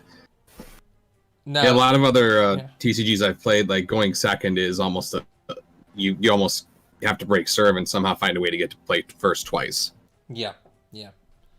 And it's not saying that that's not true here in Genesis too. There are moments like that. But what I think Alex does really well, and I've seen a lot of people who, as they were practicing for the championship and they were playing against people, they would always go second every single game. Because there are some cards that actually become stronger if you're going second. So one of the things I can tell here that Alex is doing, the reason why Alex is staying lined up with Sammy by column all the time is because I'm pretty confident Alex has a Dragoon Spear in his hand, which does line of sight. So from where he's standing right now with Kendra, he can hit Sammy with Dragoon Spear. So he's trying to get as much advantage as he can like that. And being able to see what Sammy does at every moment and respond to it, that's where he's going to get his advantage. And we also saw that with the Sammy deck. There's so much in Sammy's deck that is responsive, and going second makes it a little bit better because then you are able to control when you're doing your responsive stuff. Well, I mean, the way the game is, how you designed it, it kind of favors the defender with the stack anyway. Yes. Because you can't hold priority. You have to give your opponent the chance to respond. Yeah. So, like, for example, if you're going first and you go to attack your opponent, now they play a powerful offensive card. There's that Dragon Spear that I was saying about. And the fact that he's just playing one right now means that he's baiting out Sammy. He's trying to draw Sammy in close using his movement so that he is in control of where combat occurs in the arena. And he has a second one in hand. He wouldn't be playing one if he didn't have a second one in hand.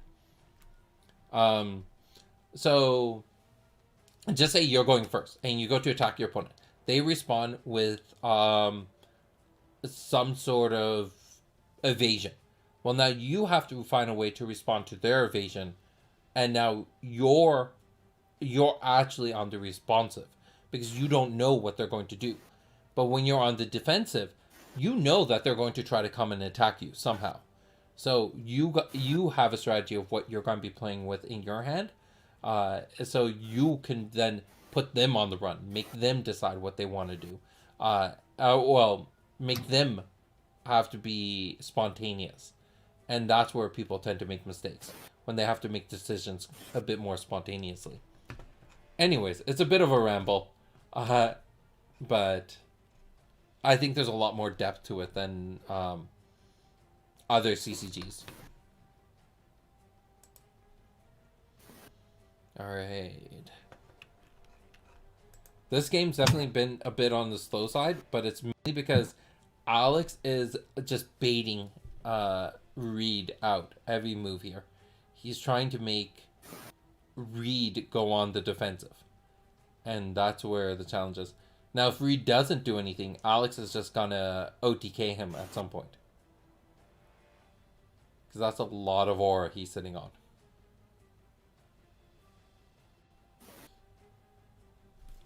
How many cards do they have in hand?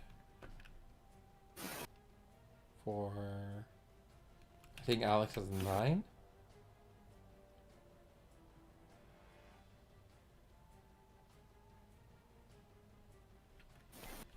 Is it 9 and 9?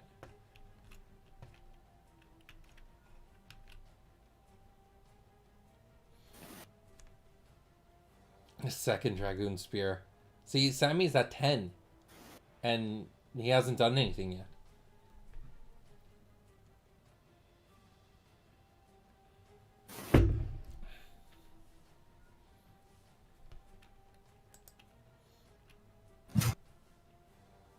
Yeah, but Sammy's got a lot of cards in his hand. Yeah. And that's what Alex is waiting for, is for Sammy to take 2 steps forward. And then that way Alex can come in and do a bunch of stuff at action speed. And that's going to be key there.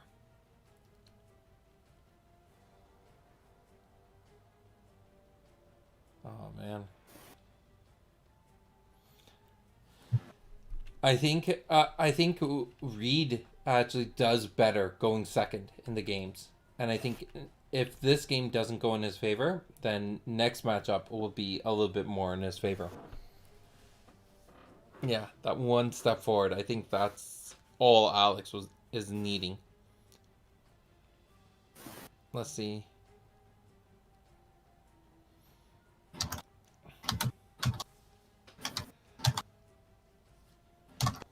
So what cards in Future League, Brad, have you played with or played against that you were a bit of a surprise for you?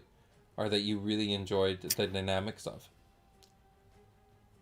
I'm loving Blade Beam. Nice. Like it's just a fantastic card. It is properly priced for what it does, I think. Maybe put it at 30 order rather than 25, but I just love having card draw in things that are not just Axon. And you saw I was playing Axon Thymos character, so like I had plenty of card draw. I love the spiders, especially with Necrolich. That was that game. I don't that know was if you the bread and you saw that, but Alex just won. oh, I missed it. Oh, He just came in and water warped twice. Like Sammy was at 10, so he just played 2 water warps and won it.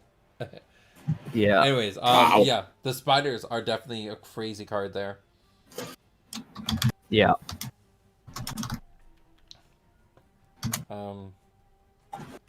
Yeah, I love Blade Beam as well. I think it's such a welcome card in Thymos. Because that was one of Thymos' biggest issues, was that it's a bit slower, it's a bit hard to recover. And that's what we're seeing with Sammy.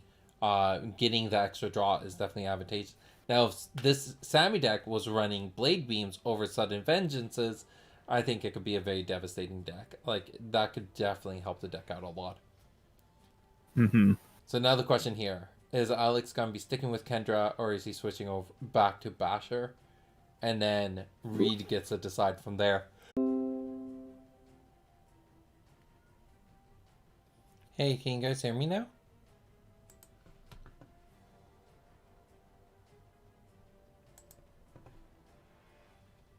Hello? Waiting to see if Sid is back. It looks like he's talking, but he's not coming through. Mm-hmm. Are you able to hear me now? A little better. A little bit better, huh?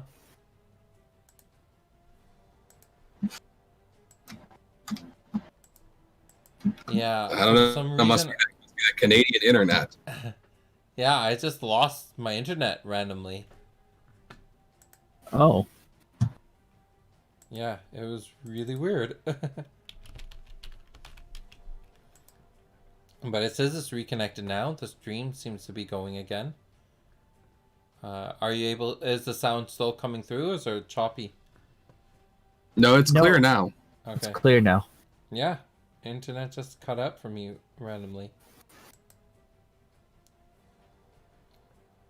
All right, what have I missed? So it's still Sammy versus Kendra, huh? Yeah. And the pretty much just been going back and forth, back and forth. Yeah. Again, Trying to stay out of each other's line of sight. yeah. I think a big thing here is now that Sammy is going second, like last game was a great example of how going second was key to winning that entire game, because it was Sammy constantly having to expose himself and say, I'm going to come close, I'm going to do this, I'm going to do that, and Kendra being able to respond, being like, okay, if you're going to do that, then I'll do this. Now that it's the other way around, Sammy has the opportunity to actually get in close and do a lot of damage. So I feel like this game's going to be a little bit more intense. Unless Alex decided to go second. Is he going second each round? It looks like he is. Hey, can you guys hear me? Yeah. Yeah, we can hear you. Yeah, Yes. okay. I'm now paranoid a little bit. Sorry. Sorry, I was just intently watching what was happening. Is Alex going first or second each round?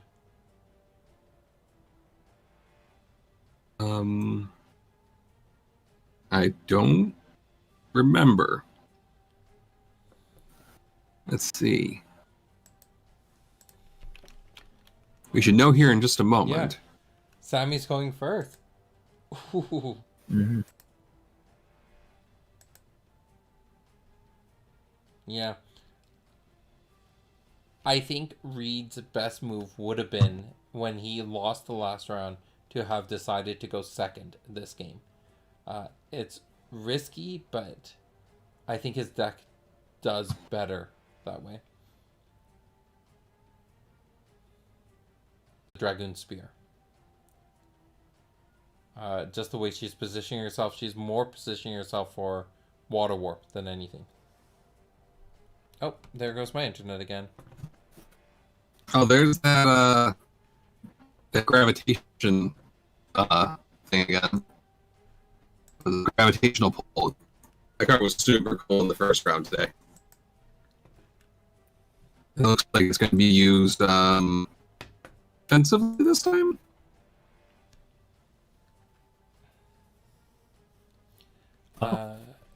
So it seems like my internet's chopping out again. Can you hear me or no? Not very well. We lost Jacob. Yeah. Yeah. So you're failing first session. Oh no.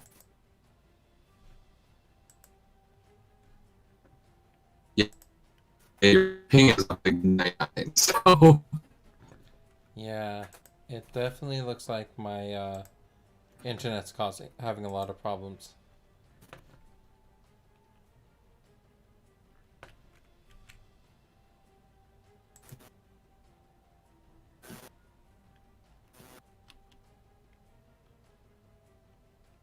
I guess I'll just keep watching and enjoying the show here. Yeah.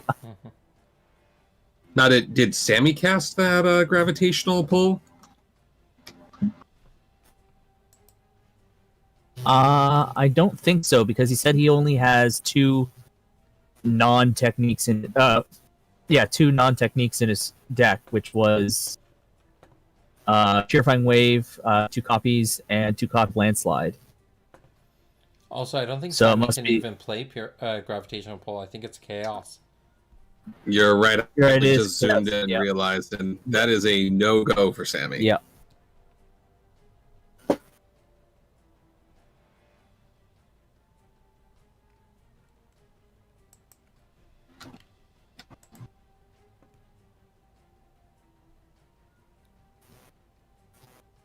The tinkering, a little bit of tinkering I've done with Genesis decks so far, I keep forgetting about the restrictions as to what can go where, and it's like, oh, this whole deck does not work. Try again.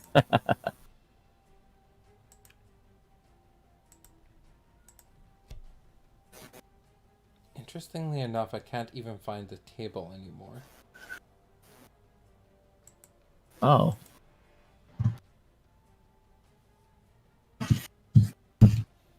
Okay, I'm gonna put the stream on pause while I try to find stuff. Sounds good.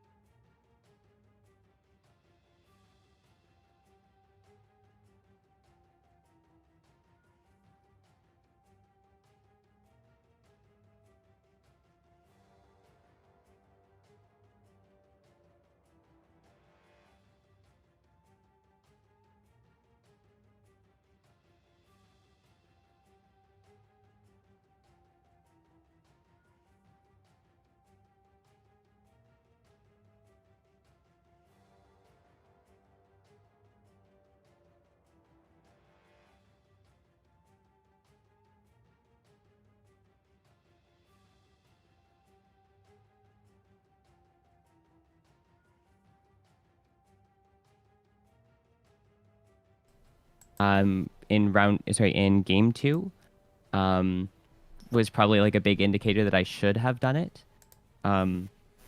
Especially like how the games played out and just like we turtled out and built up our hands. I definitely think, yeah, looking back at that, going second would have had a huge impact. Especially since all your games that you really brought it out of nowhere and just won the entire match, they did. You were going second in those, and so just something to keep in mind for future matches. That first game was crazy though. Yeah. The craziest beginning of the game I've seen in a very long time. Oh my goodness. Like, Yeah. the realization when that muscle weakness resolved and then the second beat rush hit the table and I was like, wait, that's not just 6 more damage, that's all of it. Like, it's so crazy. Yeah. Hello. You should have seen it. It was so easy. It was so easy as soon as he brought out his play deck. Oh, it was so simple. The one that he tried on, oh, it was a wash. There was nothing I could do. But oh man, when he started messing around, oh, it was so easy. Sounds like everyone had a great time. And that's what's Yeah, important. It's fine. I mean, getting to play with cards which are like pushed because like what's the worst that can happen is always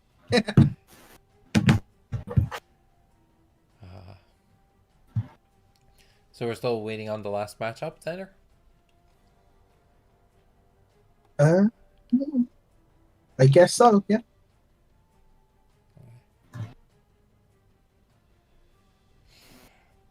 All right. I lost a major part of the stream just because my internet went down, so I'm just gonna end the stream. If this resumes somehow and people are watching, thank you for joining. I'm sorry about all the issues at the end, but we'll post up all the information at a later point. No,